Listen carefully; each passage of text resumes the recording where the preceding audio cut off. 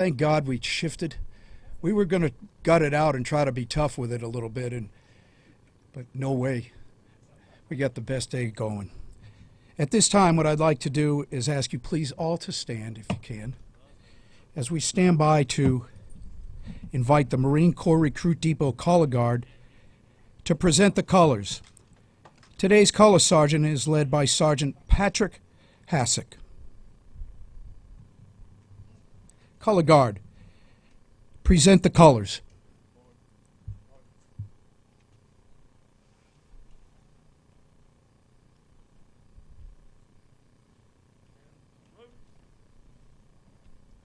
Left turn. Arch. Distance. Colors. Oh. We are now pleased to welcome the 2020-21 San Diego Veteran of the Year, Tony Taravanian, the President and CEO of Support the Enlisted Project, or better known as STEP. STEP helps build financial self-sufficiency among junior active duty enlisted members and recently discharged enlisted veterans and their families. Any of those youngsters that are facing any financial crisis through any way, shape, or form, Tony and his wonderful group of folks help them through counseling, education, and grants. Tony, we're glad to have you here with us today. Please join us in leading us in the Pledge of Allegiance.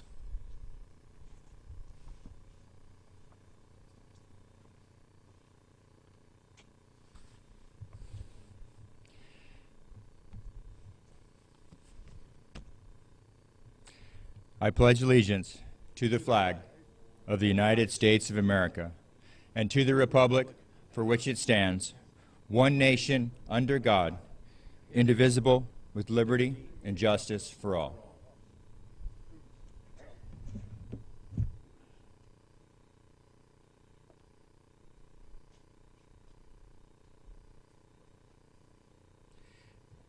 Thank you very much, Tony. And now please remain standing as an amazing singer, Chelsea Snow, sings our national anthem.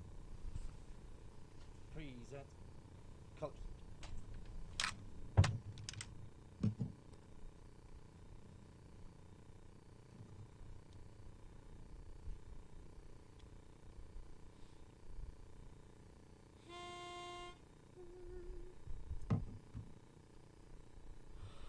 Oh, say, can you see by the dawn's early light what so proudly we hailed at the twilight's last gleaming, whose broad stripes and bright stars through the perilous fight o'er the ramparts we watched were so gallantly streaming, and the rockets ring clear, the bombs bursting in air, gave proof through the night that our flag was still there.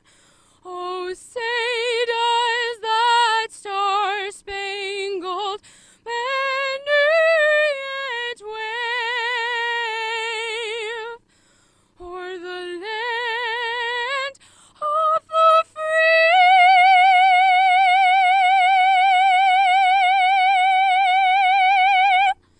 and the home of the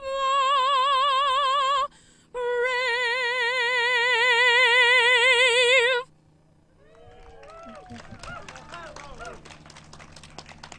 Order. Ready. Thank you very much, Chelsea. Please remain standing as we retire the colors. Color Guard, retire the colors. Right turn. Arch.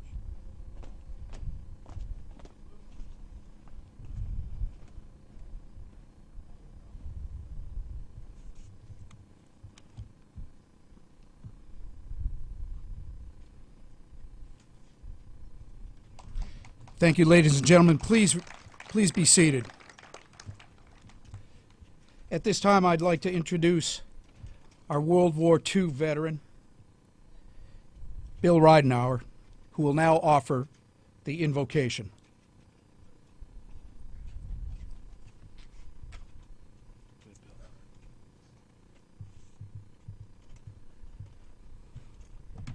Let us pray.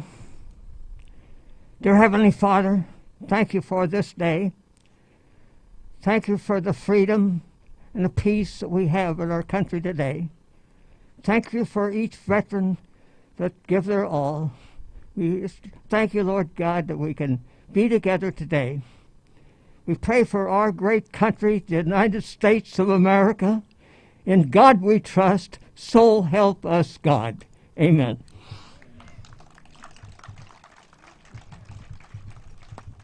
Thank you so much, Bill. Thank you very, very much. Bill, we thank you so much for those words. How about it for Bill getting up here and working hard to get his tail? I mean, what a wonderful, wonderful man. How about another round of applause for Chelsea and those U.S. Marines, our quartet and the color guard? You know, these young Marines, they support the memorial every ceremony. They've been up here over the years, as many of you know, and we cherish their presence. They're involved with so much that the general public doesn't really get a chance unless you've worn that uniform. I'm a Marine, so I'm a little bit partial to it, and this is a special month for the Marine Corps. Not only is it a great month for holidays with Thanksgiving and Veterans Day, but it's also the birthday of the Marine Corps, right? Steve, a couple of you, Jack, Semper Fi. It's great. Happy belated birthday, Devil Dogs. It's wonderful. I'd like to take some time here, honestly, to mention some folks that are quite important to us here today. Tom Garcia. Tom, I know you're out there somewhere working hard. He's a trustee here at Mount Soledad. He was named the San Diego County Will Hayes Lifetime Support of the Veterans Award for San Diego. Tom has done great work in this community. He's worked hard with us here at Mount Soledad, as well as in the USO, SDMAC, and civic organizations in very, very crucial leadership positions. Congratulations, Tom. Bob McCullum, Bottom Gun, as otherwise known as Bottom Gun McCullum. He's our nominee this year for San Diego Veteran of the Year. He's the caretaker of the memorial. He's up here literally 6 days a week, 3 hours a day. And I won't give away his age, but he's got a few years on me. He's here daily. We'd love to give him a special thanks because he polishes these plaques. He puts such passion into making sure that the residue and the salt air is removed on a daily basis. Without him, I don't know what we'd do, but I'm proud to be honored to call you a friend, Bob. Jack McGrory and Peter Farrell, thank you for sponsoring the event today, and to all of our other amazing donors. The Manchester family, Claire Reese. Claire, thanks for getting here today. Steve Quinn, Stephen and Stephanie Williams, Richard, good to see you again, Richard Woltman, Mr. Bill Kellogg, Tom and Cookie Sudbury. Cannot thank you enough for what you do to help us preserve this memorial and preserve the legacy for our veterans. I salute each and every one of you. Thank you so much. This is something that just wouldn't happen without the support. So what you see here today, this beautiful memorial and the gathering that we're having, directly comes from your help. So thank you very much. Thank you so much.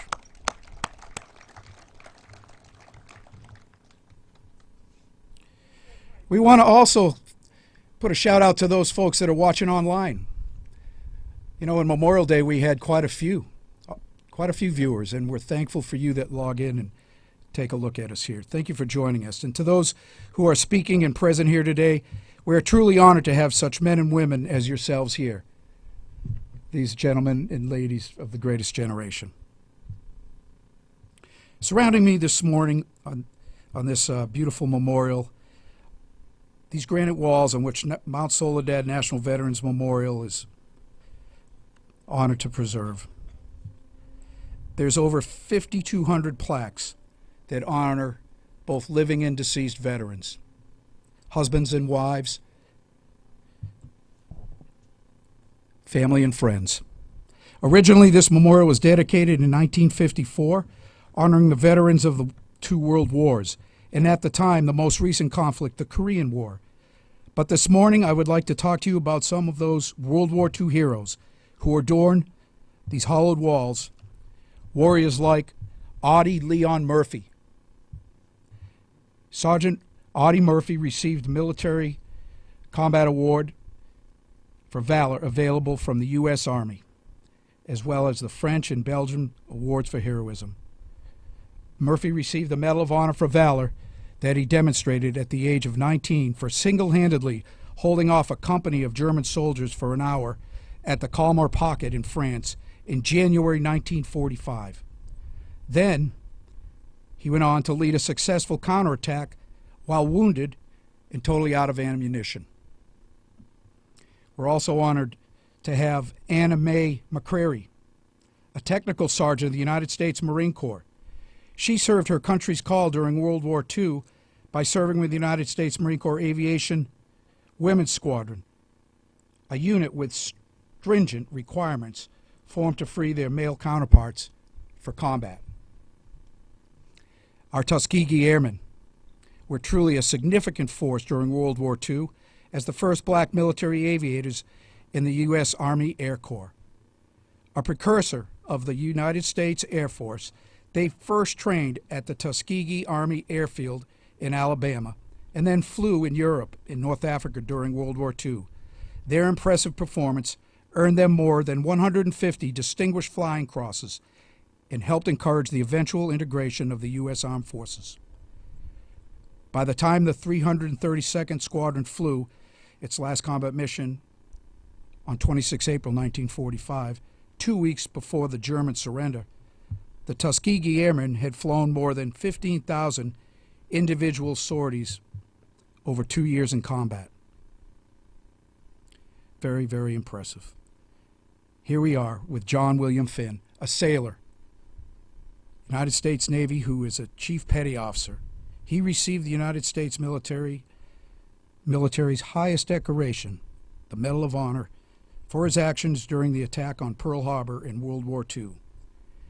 As a Chief Aviation Ordnanceman stationed at Naval Air Station Kaneohe Bay, he earned the medal while manning a machine gun from an exposed position throughout the entire attack. Despite being repeatedly wounded, he continually served in the Navy until rising to the rank of lieutenant before his retirement in 1956. And then there's a local San Diegan who just a couple of months ago we had the privilege of being with him up here as we dedicated his plaque on these walls right next to me down front here. I think it's row 2. Colonel David Severance. He was assigned to take over as the company commander, Easy Company of 28th Marines. It was his company that would be responsible for raising the flag on Mount Suribachi during the campaign for Iwo Jima. His unit suffered greatly in both landings and subsequent capture of the mountain during the following days. His was one of 62 companies that landed on those beaches that morning. Under him, he had 6 officers and 240 enlisted men. At the end of the Battle of Iwo Jima, none of these officers were with him. Most had died. The others had been wounded and evacuated. On February 28th, Severance was asked to supply a platoon from his company to plant the flag on the top of the 455-foot-high mountain volcano, Mount Suribachi as it's known. The platoon went to the summit and planted that historical flag. The Secretary of the Navy, James Forrestal, had landed on the beach below and, seeing the flag, had the platoon return to the summit with a replacement flag. And that is when the Pulitzer Prize winning photo was taken by photographer Joe Rosenthal.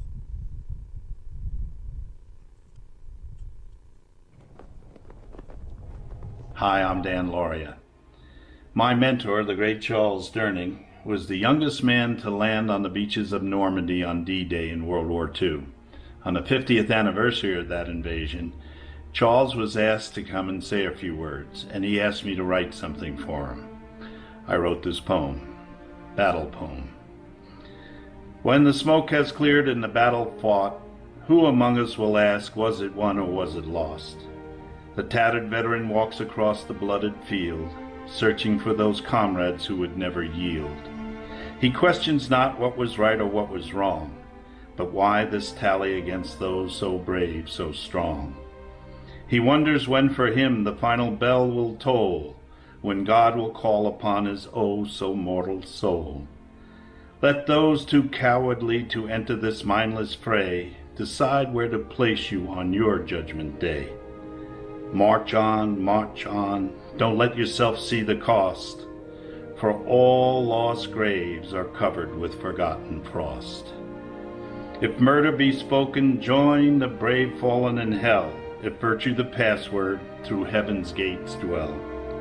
O tired veteran, there are still wars to be sought, and there are more nameless battles to be fought. What mother, daughter, child, what love will own the cost? Save their brothers and sisters from hearts covered with unforgotten frost.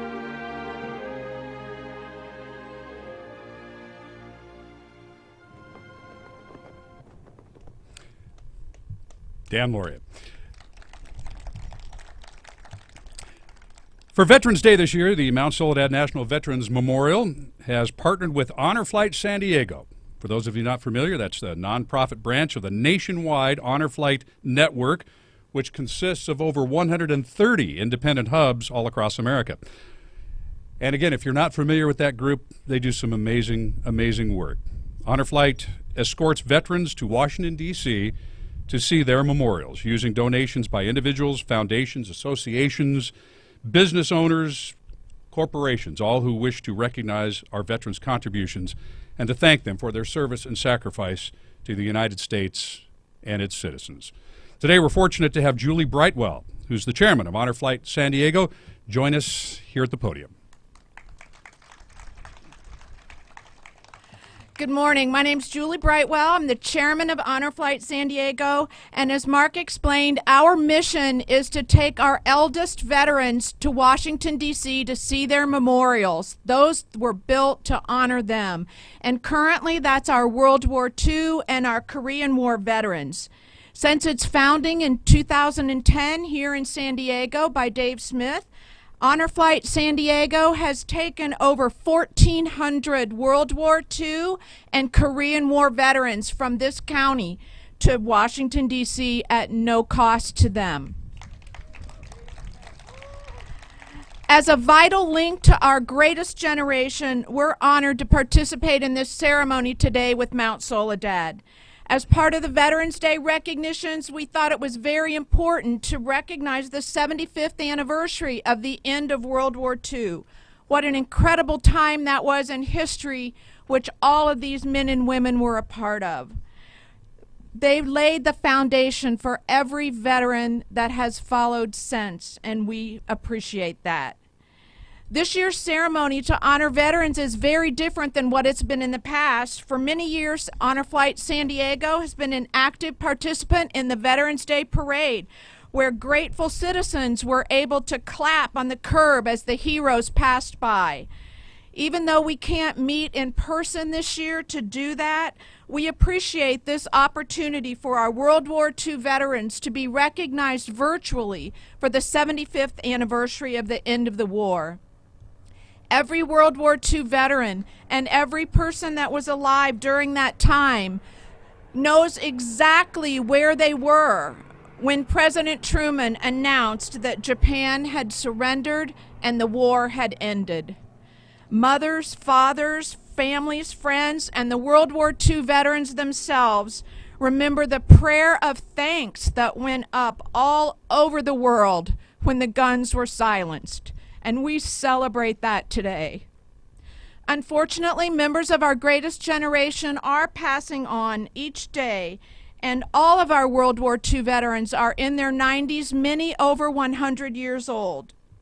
We do not want their stories to pass away with them. So we encourage all of our Honor Flight veterans and all veterans, no matter when you served, to share your story. It's a way of remembering and honoring those who died in the line of duty, and also all of those who are still with us today. Honor Flight San Diego would like to ask the community for 3 things. The first one is, when you see a veteran, thank them for their service. We want all of our veterans to feel proud and appreciated for their service, no matter what their role. If you're a veteran, share your story. Write it down. Tell your friends, your kids, your grandkids, other family members, your neighbors. Don't let those stories pass away untold. And finally, Honor Flight San Diego needs your help to locate our remaining World War II and Korean War veterans so that we can get them on their tour of honor to Washington, D.C. That trip is the least we can do to say thank you for your service. So please visit our website at honorflightsandiego.org. honorflightsandiego.org. There you can download a veteran application, or you can donate to sponsor a veteran on their tour of honor. From a grateful nation, we say thank you to all of our veterans, and especially to our beloved World War II veterans, for all of your service and sacrifice. You're in our hearts forever. Please share your stories for future generations. We love you. You will not be forgotten. Thank you.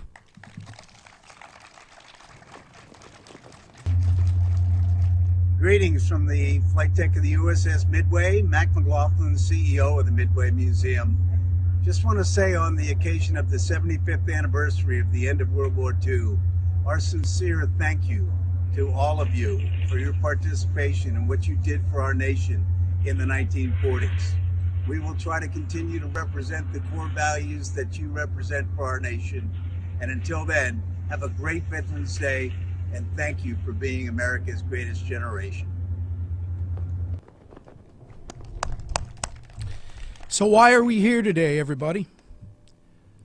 Let's take a pause and think about this. Why do we host Veterans Day commemorations around the United States? Historically, Veterans Day originated as Armistice Day on November 11th, 1919. It was the first anniversary of the end of World War I. Congress later passed a resolution in 1926 for an annual observance, and on November 11th, it became a national holiday beginning in 1938. Unlike Memorial Day, Veterans Day pays tribute to all American veterans, living or deceased, but especially give thanks to living veterans who served their country honorably during war or peacetime. However, really, for a second, why are we sitting here? Why are we here? It's because it's the right thing to do. It's the right thing to do to honor those, the many sacrifices that they spent time away from their families, those that put themselves into harm's way, some of whom have come away with mental and emotional and physical scars. Especially this great generation, our greatest generation, who we honor today, 75 years after the end of the greatest war in human history. Leo Samuel Marks was an English writer and a cryptographer for the British government during the Second World War, and he headed the Codes Office, supporting resistance agents throughout occupied Europe. In 1943, he wrote a poem upon his girlfriend's death that was used to help spread information covertly throughout Europe through various spy networks. However, its words are true for all veterans who have shared in the brother and the sisterhood of combat, who have deployed in peacetime in our nation's wars. The reliance on each other and even the possibility of giving one's life for those who you cherish to protect them. And it reads like this: the life that I have is all that I have, and the life that I have is yours. The love that I have of the life that I have is yours and yours and yours. A sleep I shall have, a rest I shall have. Yet death will be put a pause. For the peace of my years in the long green grass will be yours and yours and yours.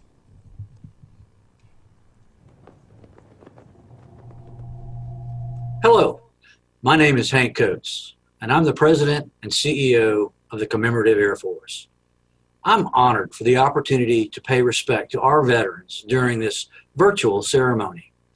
Our debt to these heroes can never be repaid, but our gratitude and respect must last forever. For many veterans, our nation was important enough to be separated from their families, miss important life events, lose limbs, and far too often lose their lives. Additionally, military spouses had to endure years of moving, a disproportionate share of parental responsibilities, and many sleepless nights worrying about their loved ones. Those who have served to defend us from our enemies must be supported, whether their service was in World War II, Vietnam, or the war in Iraq. We must acknowledge their service, because without our veterans, America would not be America. Veterans have given us freedom, security, and the greatest nation on earth. Our mission at the Commemorative Air Force is to educate, inspire, and honor. Using our flying aircraft, our ground equipment, our history, we engage people of all walks of life to tell the important story of our American history and the brave people who sacrificed for our freedom. On this day, on every day, we must remember them. We must appreciate them and honor them for their service. Thank you.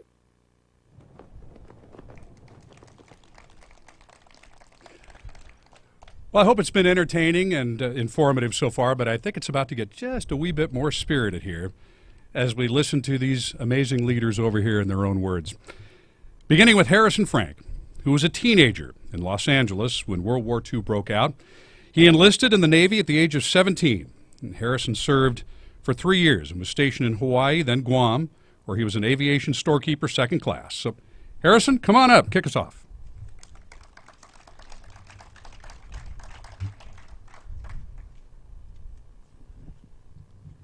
Whoops.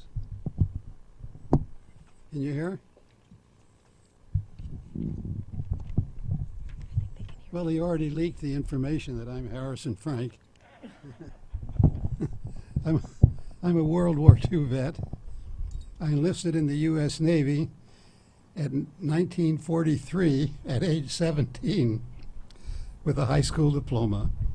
During World War I, my father was a sergeant in the U.S. Army, and my mother was in the Army Signal Corps. None of us ever intended to be career military. We just wanted to serve our country in time of need. What I'm going to tell you is what I learned in the Navy. At boot camp and trade school in San Diego, I learned that orders came from the top on down and that they were to be followed without discussion. I also learned that it was smart to stay in good physical condition. Then in early 1944, it was on to Pearl Harbor. I learned that the functioning heart and mind of the U.S. Navy in the Pacific was located at Pearl Harbor. A lot of the damage from the Japanese attack was still visible. I was sent to Cashew 38 on the other side of the island from Pearl. Our mechanics repaired and updated squadrons of single-engine combat aircraft. I learned that doing the same thing over and over gets boring, even if the purpose is good. I thought it over and then asked my boss, the supply officer, to get me transferred to a more interesting job somewhere. The Navy and Marines were moving across the Pacific, recapturing Japanese-held islands. I learned that if you are bored with what you are doing, try to get something different to do. The next thing I knew, I was back at Pearl Harbor, being issued green uniforms, a combat helmet, a .30 caliber automatic rifle, and some ammunition. That was a big surprise for me. I was certain I'd been transferred to the Seabees or the Marines. I was afraid that I had just learned that if you push too hard, you may not like the consequences. I was still in the Navy and was moved to Guam with the High Command Forward Area Office. The Marines had partially conquered Guam, and Com Air Pac, where I was working, set up for business along with Marine Air Group 21 next to an airfield on Arode Point. We lived, worked, and ate in tents. I learned that simplicity wasn't too bad. After living on Guam for several months, there was a night I'll never forget, and I dare say that most of you will never see. We were living in Quonset huts at that time, and it was night, and suddenly heard some repeated crashing noises coming from the outside. We went out to investigate, and there were sailors in trucks whooping it up and throwing cases of beer throughout our campsite. Why? It was their way of telling us that Japan had surrendered and the war was finally over. And that's when I learned that there are various ways to communicate. And thank you.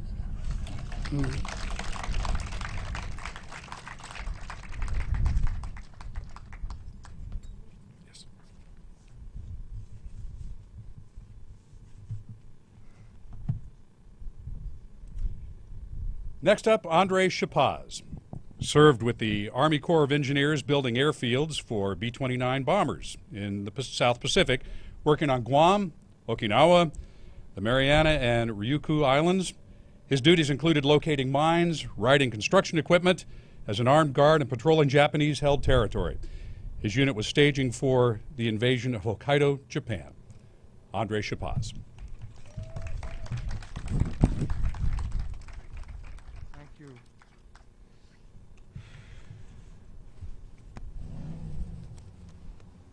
Yeah, I was Army engineers. I served in the Pacific. I was 11 months on Guam, 8 months on Okinawa. Okinawa had become near the end of the war, but had become a base where they were staging for the invasion of Japan. My unit was going to be part of that. And there was a scuttlebutt running around that we were prepared to lose 1 million men, and that the Japanese would fight fanatically. After all, it was their homeland, and they would fight to the death, which means we'd have to shoot at old men, women, and children, and we didn't like to have to do that. In August, we were at we were at our theater, which was in the back of our mess hall, and they were showing a movie. It was a kids' movie called I still remember the title of it because we never saw the end of it. It was called My Pal Wolf, and it was a story about a little girl and this great big German Shepherd dog. And the movie had just started, and in the distance some ack opened up, and traces were going up in the air, and guys, oh, here comes another air raid. But there was one guy in our group who was sort of eagle-eyed, and he figured it out. He saw it was a message. The tracers going up in a V, and he got up and he said, "The war is over." Everybody said the war is over, and they all ran. They all ran for their tents. They came out with their M1. They started greasing clips in there, and they were shooting up in the sky, and it was like the 4th of July. And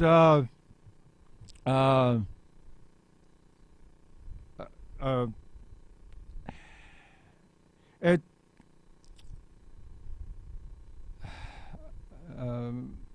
afterwards, for a while we were in the Pacific, people were getting together. It was GI talk. When are we going to get home? And one phrase that had been coined was Golden Gate in '48. And so they set up a system to bring the man home, and they had a number system depending on your age and your age and your family, whether you had children. Usually you'd be a high point man. Now you got to remember, this is August of '45. Men was slow, to go home, and GI became nervous, so they started writing their congressmen saying, "Hey, let's get moving here." And our battalion has still one story. In October, we had a minor typhoon, 75 miles an hour. 2 weeks later, it came back at 130 miles an hour, and it literally scraped us off the face of the earth. We had to flee in the old Japanese fortifications because we were in the Naha Shuri Yonabaru line, and all the hills were hollowed out with tunnels. So this is where we sought refuge. The day after, in the morning, we came out and came back to our camp. It was depressing. There was nothing left standing. Everything was in the mud. Our 2x4s had been broken like matchsticks. Canvas was torn. And I looked at this, and I felt really depressed. I was wondering, what are we going to do? What are we going to do? And what happened was that nobody told them to do it, but the carpenters, our unit, they were good. They went into that muck, and they salvaged the 2x4s. They spliced them together. They took whatever was left of the canvas. They recovered it, and in 2 or 3 days, we had our camp back. I could not. I looked at them and I said, "These are the Americans who can do. We can do it." And I really looked up to these guys. They were terrific.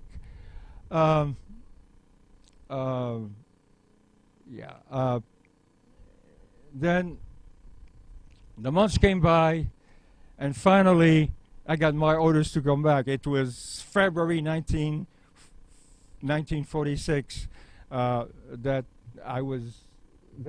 I got my orders to get back, and there was a troop ship waiting for us.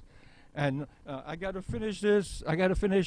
When we got back to the coast, the ship sailed underneath the Golden Gate Bridge, and then all the guys were on the deck, and when they were right underneath the bridge, as we saw, bedlam broke through. They jumped in the air, they screamed, they hugged each other, they laughed. There was one guy, he was a big guy with hairy arms, and he looked at me and he said,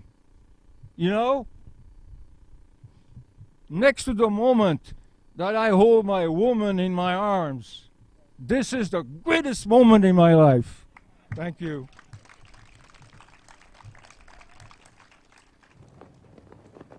From everyone at the San Diego Air and Space Museum, thanks to every veteran who served this great country with distinction, bravery, and pride. We owe you a debt of gratitude, not just on Veterans Day, but every day of the year. We honor you for your dedicated service to America and to the pursuit of freedom for everyone across the world. You are a shining example of what it means to be an American and what it means to be part of something dedicated to serving your country and to serving the greater good. God bless you, and God bless the United States of America.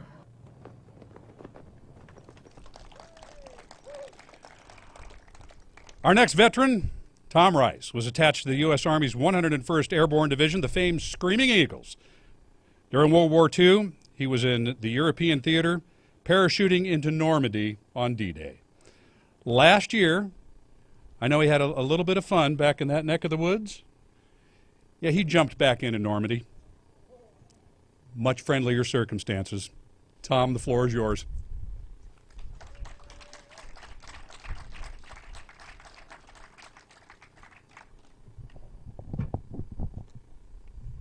Let the bells ring out.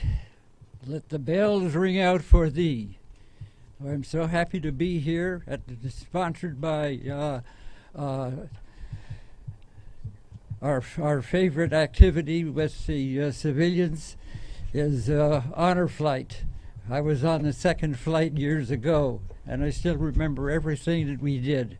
It was a privilege to be with them, and I would thank them again every opportunity I could. Thank you again for being here and struggling to listen to my voice. My hearing aids aren't working, so I'm not sure whether I'm getting through to you or not. But I'll be all right. I see some signals that are coming through.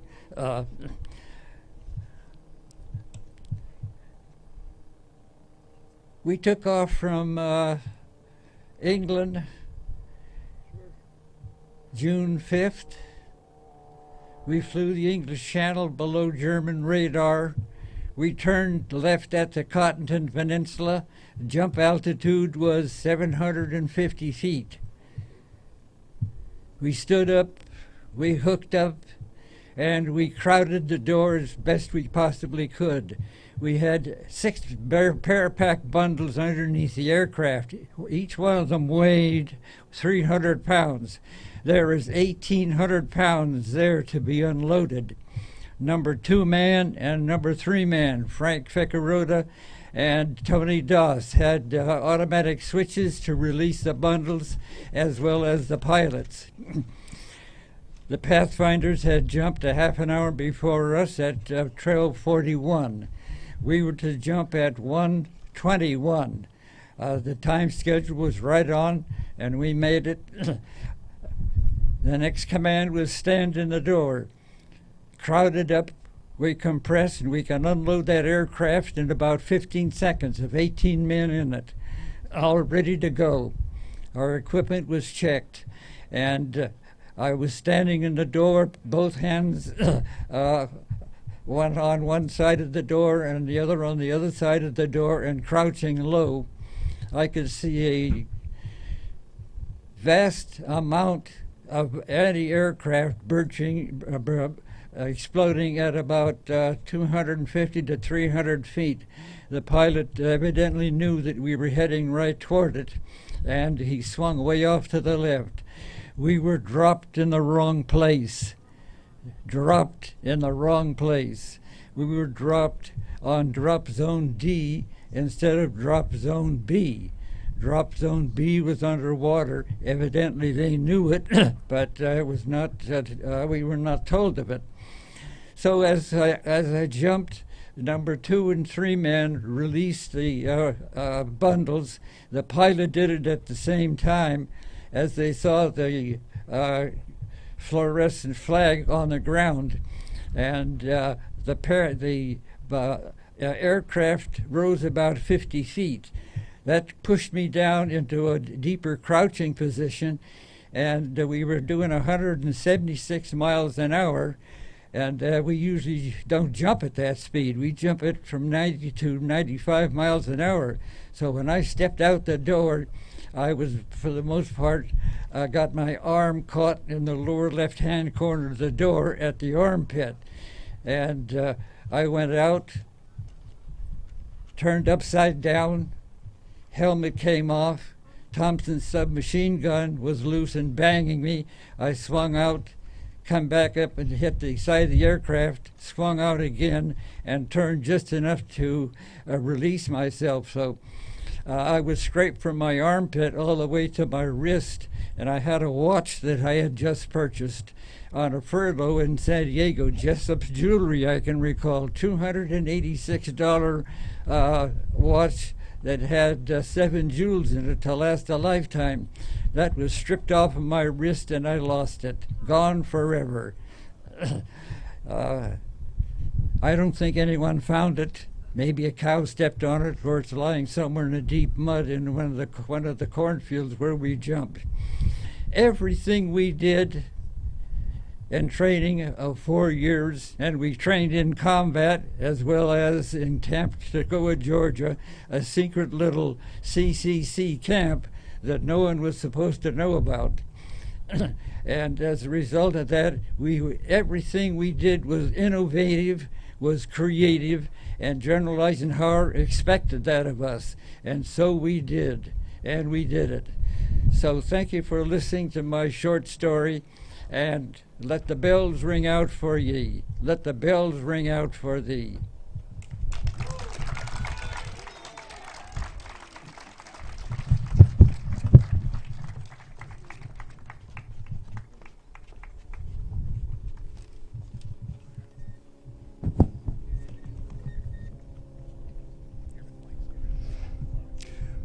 Bill Ridenour saw combat in the Philippines and was going to take part in the invasion of Japan. Some U.S. government estimates, based on the fierce Japanese resistance encountered in the island fighting so far, predicted the war would last another 18 months. And another had an ultimate cost of the invasion as 1.7 to 4 million Allied casualties, of which 400,000 to 800,000 were expected to be fatalities. Bill was at a naval base in Japan on September 2nd, 1945, when the Empire of Japan signed the unconditional surrender documents on the USS Missouri. Bill Ridenour.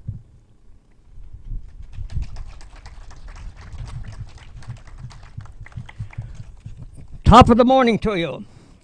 I'm Bill Ridenour. I'm 97 years old. I was born August the 20th, 1923 in Muscatine, Iowa. At 17, Elizabeth and I were married. I was drafted into the Army in May 1943, and in late 1944, I was on a troop transport ship heading for the jungles of the South Pacific. Aboard a Higgins landing barge, we stormed the beaches of Leyte. Casualties was very high. I was scared to death, but it was my job. I prayed to God to spare my life, and He did. As we cleared the caves of the island of Cebu, I still have nightmares from that experience. I received a telegram 3 weeks after my son Richard was born on June the 13th, 1945. The Marikel Division received orders. We were to invade Japan's homeland. We boarded LSDs headed straight for Tokyo. We all prayed to God to end the war. President Harry S. Truman and Washington voted to drop the atomic bombs. Hiroshima on August the 6th and Nagasaki on August the 9th, 1945. As we entered Tokyo Bay, August the 14th, 1945, we learned, and it was announced aboard ship, Japan had made the decision for unconditional surrender. Peace was being signed. History was being made aboard the USS Missouri in Tokyo Bay. Our prayers had been answered. September the 2nd, 1945 was officially the day of the ending of World War II. I was so very, very happy to come home to be with my wife and my son Richard, seeing him for the very, very first time. Richard is now 75 years old and doing well. Today, I am so very happy. I'm very married to my wife, Betty, and life is good. God bless each and every one of you. God bless the United States of America.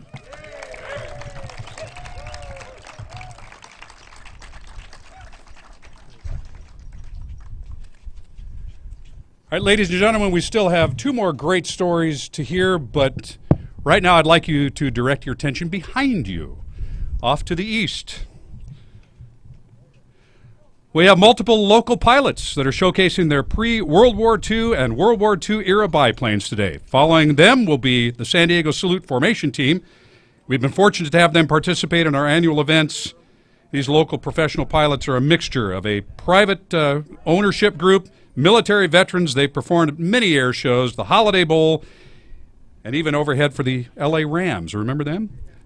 Here comes the Stearman Parade up first, meticulously restored and maintained by their owners. The several Stearmans on aerial display. Originally from the 1930s and 40s, they were military training aircraft. 10,626 manufactured, only 900 still flying today, being flown today by David Brothers, Michael Tracy, Gary Goebel, Zach Harris, Bob Simon, and Bill Allen.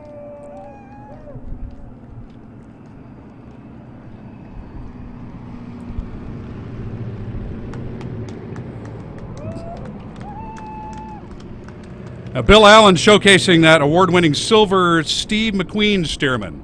Some of you might know the story about that. Owned by Bill and Claudia Allen from Allen Airways Flying Museum, located out at beautiful Gillespie Field. That plane actually belonged to the late actor Steve McQueen, who owned and flew that airplane. Last one he flew. Anybody know the story about the end number, the tail number on that? Just raise your hand if you know the story about that. Anybody? 3188? That number doesn't ring a bell to anybody? Seriously? That was Steve McQueen's reform school number when he was at the Boys Republic in Chino, California. All right, following up behind them, you'll see a formation of 3 Bukers, Buker 131 Youngman aircraft. This was the advanced trainer in the 1930s. Believe it or not, it was a single-engine biplane, wood, tubular steel construction covered in fabric. The Stearman that you just saw, about twice the size of the Buker and burns about 3 times more gas. The Stearman, much bigger, could accommodate larger students, but this little plane, incredibly agile. Those aircraft flown by Mike Weaver and John Hickman today.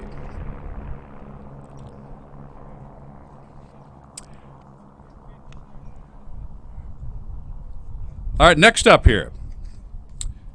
Keep your attention focused on the sky as our San Diego Salute Formation Team will be approaching. I see them approaching from the northwest right now in formation.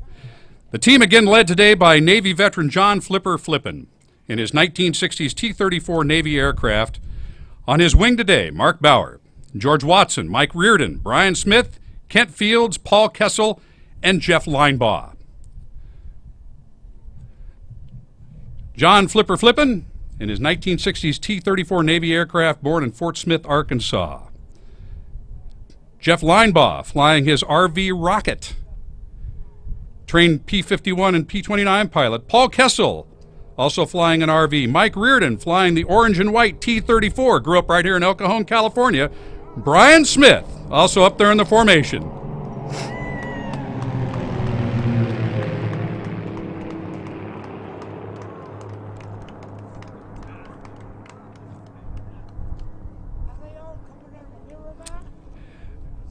All right, that formation team is now going to do what they honor us with on our special occasions. The San Diego Salute Formation Team is going to present the Missing Man formation for you here today, which I think, as most of you know, is the most expressive and solemn aerial maneuver that can be flown. We'll give them the opportunity to swing back around and make another pass for you and for our cameras and for our audience at home. This, of course, signals to those of us here on the ground the losses incurred during the last mission. And it signifies the holding of a place of honor and gratitude for fallen comrades.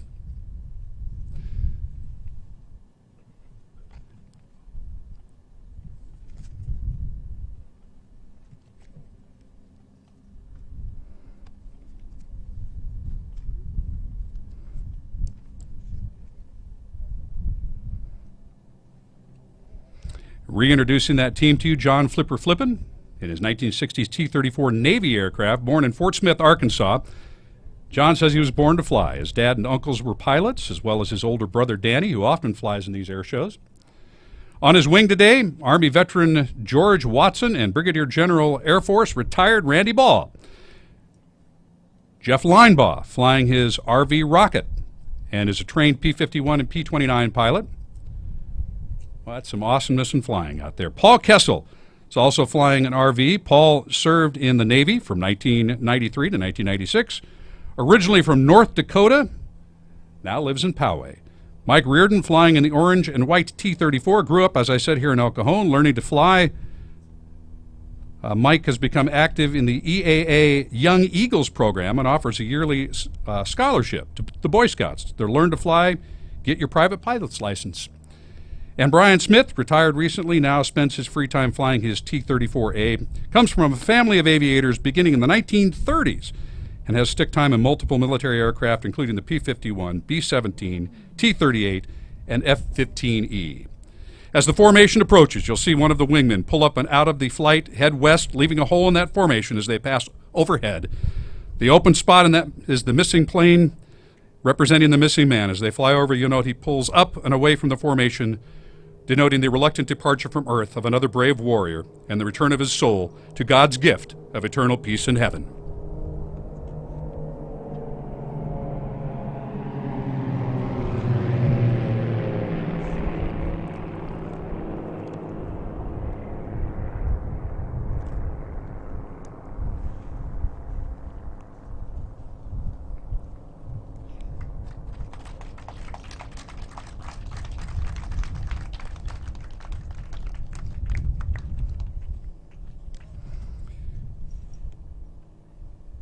And you may be seated.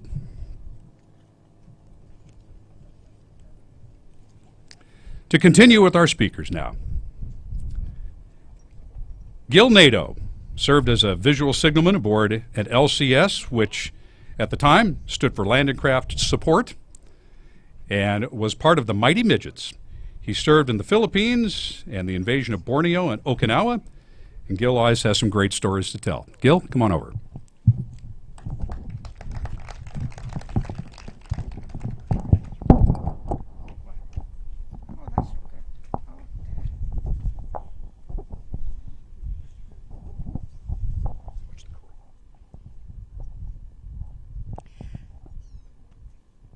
Good morning to everybody.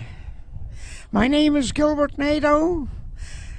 In January 2, 1944, I was 16 years old, 4 months shy of 17, and I went to boot camp.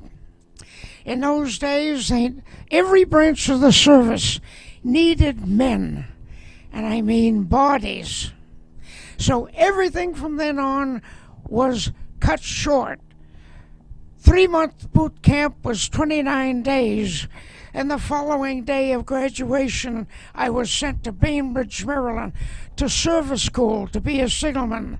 That was supposed to be 4 months. That was 28 days. I graduated as 3rd class. The following day, I was sent to Little Creek, Virginia. I was going to be training to be in the Navy Amphibious Forces. That was another 3-month course. That ended up only being 2 weeks. And afterwards, they sent a big bunch of us from the East Coast to Portland, Oregon, to pick up our new type of amphibious gunships. They were called LCSL, for Landing Craft Support Large. They were all guns. That ship was completed, and 2 days later we moved aboard. The third day we had it commissioned. We spent 1 week going up and down the Columbia River testing out the engines and everything electrical, and then we were on our way with another group to San Diego, where we were to take a 3-month shakedown cruise, do all of our shakedowns for the ship. That lasted 2.5 weeks, and we were suddenly on our way overseas to the Pacific War. At that time, when we left, we were told our ships would never come back, or any ships would never come back for R&R. We went over for the duration and 6 months. My ships got into the last of the Philippine and liberation. We went to Borneo, and finally for the invasion of Okinawa. That was brutal. Right after the severe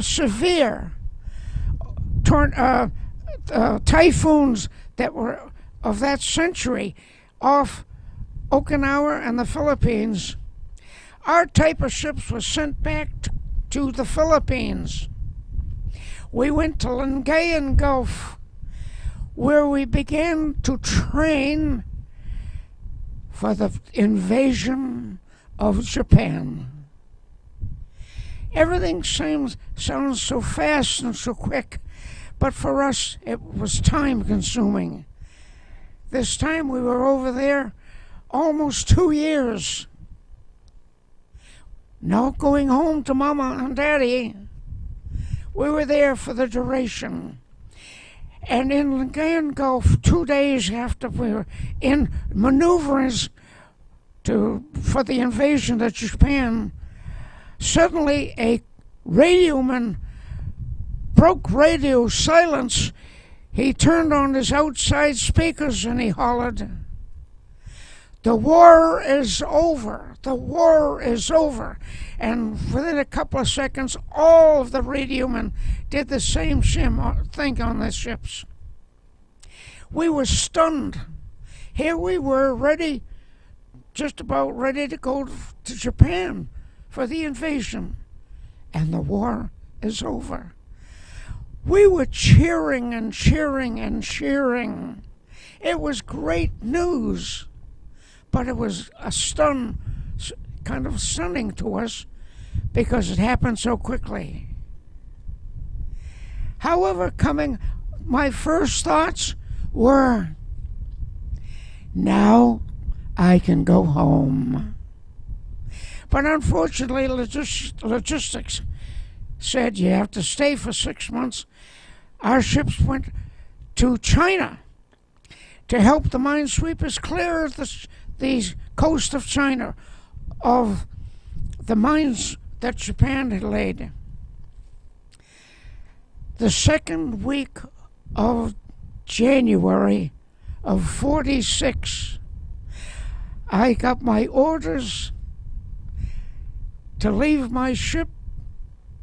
We were in Shanghai, China. To leave the ship, go aboard a troop transport, and within 2 days, I was going home. The war was over. God bless America.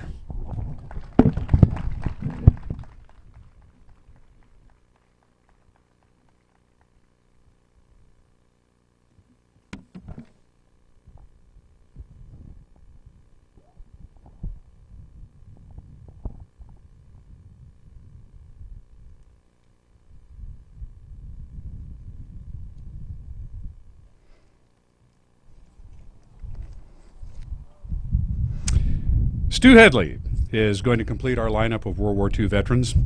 Stu is a Pearl Harbor survivor and was on the battleship USS Virginia when the Japanese attacked on December 7th, 1941. When it was time to abandon ship, Stu undressed to his skivvies and swam underwater through 30 feet of burning flames to reach land. He then went on to serve on the USS San Francisco in the Battle of Guadalcanal, another fierce battle where 235 men lost their lives. Stu served 20 years and 9 days and retired as a Chief Petty Officer. We just sang happy birthday to him the other day at our church, where he turned 99 years old. Ladies and gentlemen, Stu Headley.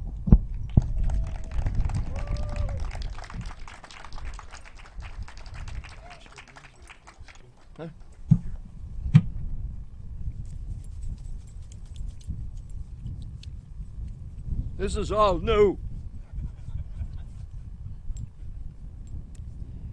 First of all, I would like to thank all of you for taking the time to be here today to honor us veterans. And I am honored to be here because of a young lady named as Holly Scheffner sitting right in front of you here.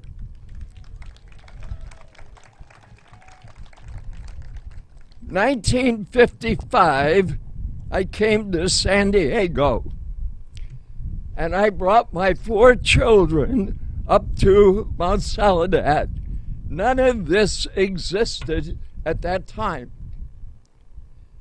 However, I've been up here now about 8 times, and one that I remember so well was the dedication of the flag that flies out in front. Duffy Clemens was our president of the Pearl Harbor Survivor Association, Carnation Chapter 3. At that time, he's the one that raised the flag, and I was the one that saluted. And I've been up here for the posting of the plaque for the one that was mentioned today, John Finn. He was a very, very close friend of mine. And I've been up here for other purposes. Bill Kellogg was the one that invited me to come up. And we have come up on Memorial Day after our parades that we had on Harbor Drive. I have been president of the chapter for 5 years now. And it's a great honor to share with you that the good Lord preserved my life up to 99 years of age. But I thought it would be appropriate for me to turn that 99 upside down, because you're only as old as you act. I was aboard. I joined the Navy when I was 18 years old in Buffalo, New York. And I was sent to Newport, Rhode Island for my training. While I was there, I qualified as an ABC swimmer, not an underwater swimmer. That was going to be an experience later. Well, I went aboard the West Virginia on my birthday, October 29th, 1940. And I just turned 19 years old. And at 41, I turned 20. When I go out to the schools to speak, I share with the youngsters that I was a 20-year-old brat that grew up overnight.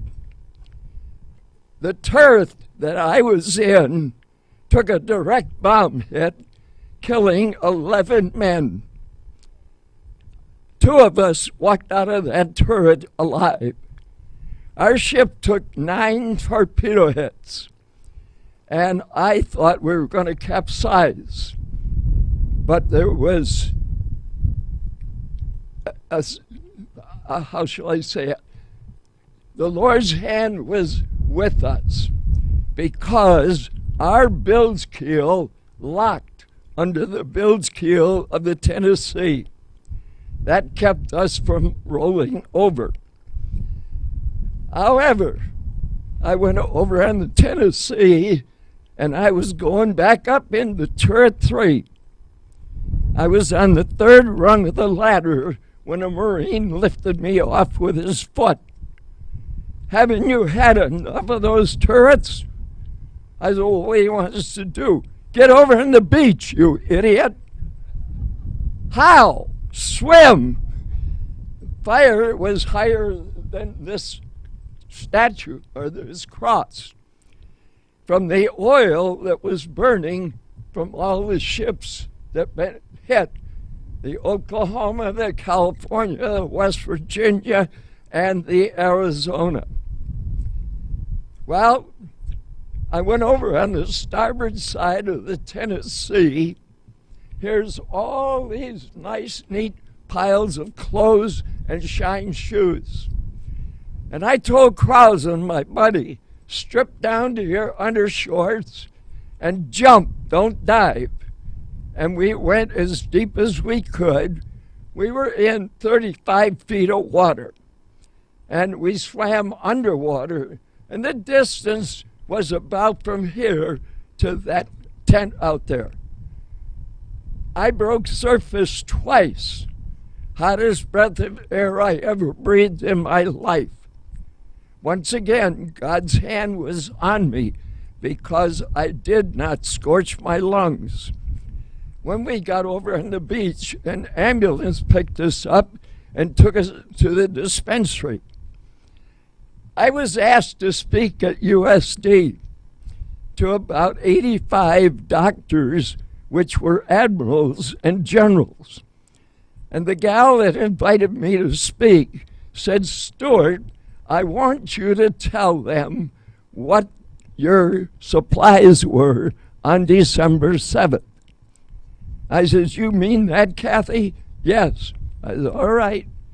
So when we got to the dispensary, they examined us first to see if we had any wounds, burns.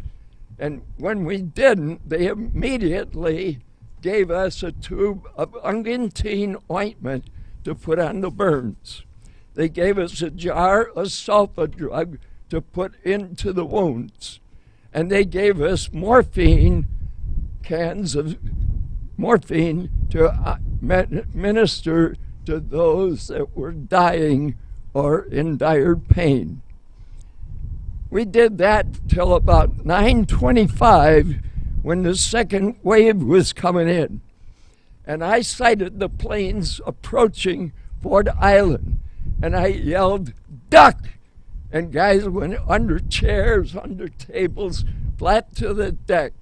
Glass flew all over the place, and one of the planes, when it lifted up, dropped a bomb right in the center of the dispensary. When we walked in, there was a great big, huge red cross that could be seen from the air. Well, it took about 20 minutes for the dust to clear away, and when we looked over the banister, you couldn't see a speck of red. About 1:45, the chief said, Headley and Crosland, you're wanted back aboard ship to help fight fire. Now, our executive officer was Richard Hellencotter. Does that name mean anything to anybody in this audience? It shows you how little we know what's going on. He was the first director of the Central Intelligence Agency in Washington, D.C. And I had to help fight fire with him. I was holding the hose, he was handling the nozzle. And when he cracked the hatch to the 3rd Division compartment, there was a boom, boom, and I thought the Japanese were back, but it wasn't. The heat intense in that compartment, the minute the air entered in, blew out 2 of our portholes. It took 45 minutes to cool that compartment down. And when it got cool enough, I asked the commander if I could check my locker. "Where's your locker, son?" I said, "Right there in the corner." He said, "Go ahead." I opened up my locker. There's my blues, my whites, my pea coat, all my clothes, my shoes, just like I had left them. But the minute I touched them, they turned to powder, ashes.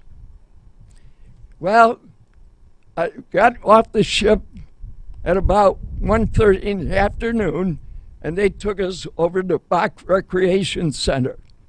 We spent the night there, and then on Monday, I was assigned to the finest ship I ever served on, the USS San Francisco. In coming aboard, Captain Callahan said, "Fellas, before you come aboard, I want you to hear this and remember it. We're going to operate this ship on 2 principles. We're going to anticipate what's going to happen, and when it does, we're going to improvise." That's exactly how we brought that ship back to the United States. We had gotten hit with 27 14-inch shells in the Battle of Guadalcanal and survived. We had 236 men that died that night in 45 minutes of battle. God's hand was on me from the day of Pearl Harbor till we arrived in Yokosuka. I'll tell you something you probably don't know. The USS West Virginia had been rebuilt from Pearl Harbor. That was the only ship in Tokyo Bay on the morning of the signing of the treaty that came out of the ashes of Pearl Harbor. MacArthur wanted to use the West Virginia for the signing of the peace treaty. But the order came from Truman, no. So he wanted to use the Enterprise, the most highly decorated ship of World War II, Bull Halsey's ship. No. What do you want to use? The USS Missouri. Why did he want the Missouri? He was born in Independence, Missouri. That was his vessel. So we were there, tied up at the dock on the morning of December the 5th when they signed the treaty. And we were assigned as an occupational force of Japan. And I will tell you, ladies and gentlemen, the Japanese were wonderful people. The warlords, the same as we had in our country. But the people there were very gracious, they were very friendly, and very loving. And I enjoyed my stay there because I love to play golf. And we went out to Atsugi, the air station, and that's where we played golf every Friday, Saturday, and Sunday. I spent 20 years and 9 days in the United States Navy when I retired. However, I spent 6 years on shore duty in Washington, D.C. from March the 15th of 1946 till April the 18th of 1951. Then I went aboard the USS Dashiell, a destroyer. And from there, I was in the Korean War. We got there just at the tail end of it. Again, the Lord's hand was right on me because we had kamikazes coming at us. And I saw 2 planes approaching our ship, and I yelled, I fell on my knees, and I said, Father, forgive them, for they know not what they do. The commander that was with me said, you don't pray for them, you pray for yourself. I said, you wouldn't understand. That kamikaze came right over the top of our ship by a 6 feet and crashed into the ocean. And we came back home. I have had a wonderful career because as soon as I left the Navy, I went to work for La Mesa Spring Valley School District as an audiovisual technician. From there, in 1984, I joined this organization. We had 58,000 members. Today, we are under 100 that have all passed on. In my group, I still have 6 and one of them was at my birthday drive-by party, which Holly, again, organized for us. And my buddy, Clayton Schenkelberg, just turned 103. And he's doing great. So I'm honored to be here today to share with you. And I want to thank you and say mahalo from Hawaii.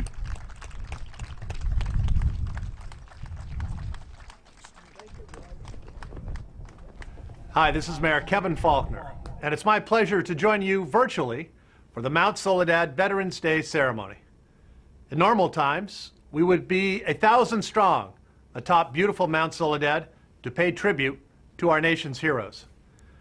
We can't do that this year, but it's important that we take this day to recognize all those who have defended our freedom around the world.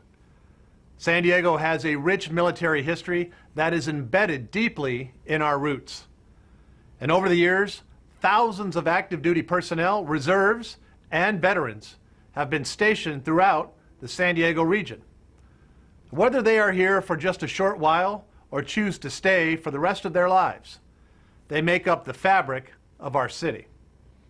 Mount Soledad is a special place for all San Diegans. It is the only memorial in the United States that honors veterans, both living and deceased, by putting a face to the names of our heroes. Today's ceremony is dedicated to those who served in World War II, a war that transformed our city into a critical hub for the Pacific. I am always tremendously proud of the way we come together here in San Diego to honor our military, and it's been a pleasure to join you each year for this special Veterans Day ceremony. I hope today is a day of great pause for reflection, for gratitude, and for acknowledgement of our veterans. Thank you all, and God bless the United States of America.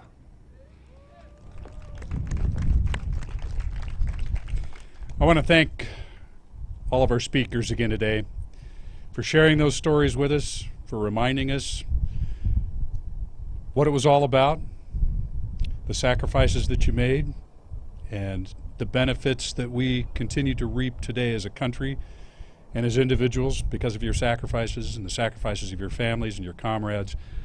I know sharing those stories over the years hasn't been easy for the greatest generation. So we remain forever in your debt. Thank you.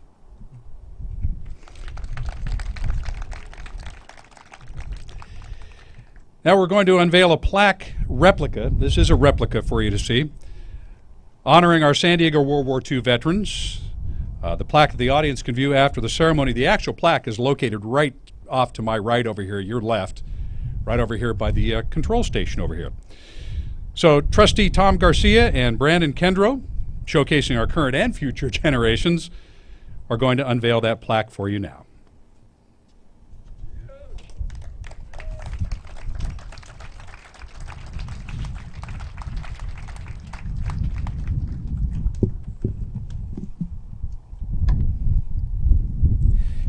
Well, thank you, Mayor Faulkner. We definitely miss having you up here, as you've made every one of our ceremonies over the years. And as we conclude today's ceremony, we can understand why it's the greatest generation. How Tom Brokaw coined that phrase, the greatest generation. The stories and the tributes, the sea stories from these ladies and gentlemen. We salute each and every one of you. Thank you.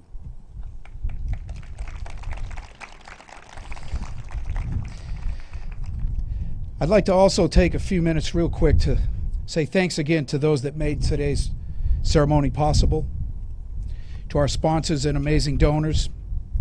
Papa Doug, thank you very much for being here this afternoon with us. We've appreciated your continuous support and generosity over the years, and not only to the Mount Soledad National Veterans Memorial, but also to your dedication to the entire San Diego community. Honor Flight San Diego, we thank you all very much for what you do to honor our veterans. Your valiant effort here today to help continue to recognize them again with their history and continue a true sense of camaraderie. The Marine Band San Diego and the Marine Corps Recruit Depot Color Guard, it's always great to have you back, and don't forget our National Anthem singer, Chelsea Snow. You truly made us proud. We also appreciate all of the pilots of this historic aircraft presentation and the San Diego Salute Formation Team, always for showing off their safe and professional flying skills. And last but not least, to the many volunteers, docents, trustees, to Denise Larkin and her daughter Tiffany, who managed the check-in table and setup, and to the many volunteers who participated today, including the Friendly Sons of St. Patrick, the Rotary Club members, and a handful of other volunteers from Honor Flight who showed up real early this morning to pull this off. Ladies and gentlemen, we hope you enjoyed this virtual journey, and as you finish this weekend, we ask that you pause. Pause and take a moment to reflect on both the greatest generation and all who had served to maintain our amazing nation. They have all risked their lives so future generations of Americans might enjoy unparalleled freedom and the opportunity that we experience. These men and women, young and old, deserve to live in peace in our beautiful corner of America. They all have sacrificed for all of us to keep this nation united. From this day to the ending of the world, but we in it shall be remembered. We few, we happy few, we band of brothers, for he today that sheds his blood with me shall be my brother. God bless our country, our nation's veterans, our active military service members, and all of their families. Thank you very much. Have a wonderful day.